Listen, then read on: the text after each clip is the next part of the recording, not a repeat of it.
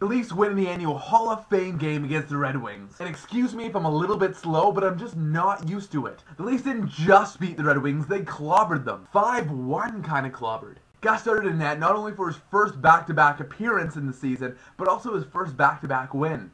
The Leafs' first back-to-back win. Leafs have now collected points in 8 consecutive games. But I'll admit, Gustafsson had that OMG Eddie Belfour moment of the game. He chases Cleary around the back of the net, and he just keeps going and going and going. And of all people, it was Francois Beauchemin who dove into the crease to save the day. Good job. I still don't like you. And I'm not sure about you, but I'm still waiting for that Twilight Zone music. It can be that episode where the second worst team in the league defeats the Stanley Cup runner-ups, and Mikhail Grabowski is consistently good in the face-off circle. And both Wayne Primo and Jeff Finger score a goal. I've been speaking about Luke Schenn the last little while, and I was pleased to see his time on the ice rise again. And he responds with a +2. And how's this for amazing? Ian White, with 2 assists last night, gives him a +2 rating, and he's the only defenseman on the Leafs to have an overall plus rating on the year. I've said it, Steve Dangle has said it, and last night Don Cherry said it, that every year the Leafs force him to fight for his position. They try and bury him under a mound of big contract defensemen, and he proves himself each and every time.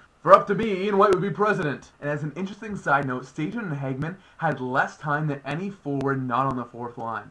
Do I smell another benching coming on? Now back to Mr. Dangle. Steve said earlier in the season when everyone was hating on Komisarek that as soon as he cleaned up his act a little bit, he'd be a fan favorite. And reading the comments on last night's game, people are already saying that it was Gustafsson, Kessel, and Komisarek that won us the game. I may have missed something, but how did Komisarek win us the game? Steve, it looks like you're right. Again. So here's my question of the game. What Komisarek fan are you? Are you the fan that loves his play in Toronto right now? Or are you still hating on him because of his ability to jump in the box in the most inopportune times? I'm interested to see your response. Leafs look to continue their winning streak against the last place in the Western Conference Wild. And we'll chat again after that game.